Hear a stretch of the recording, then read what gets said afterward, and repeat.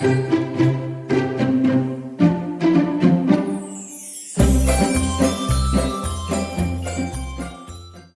aquel tiempo, Joan, que estaba en la prisión, sintió decir el que hacía Cristo, y envió sus discípulos para preguntarle: ¿Sueldo vos quién tiene que venir o tenemos que esperar otro?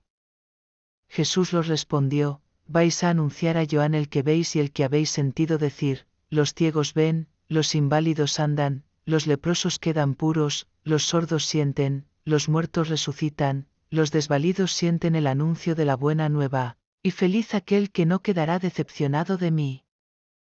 Mientras ellos se iban, Jesús se puso a hablar a la gente de Joan: ¿qué habéis salido a ver al desierto?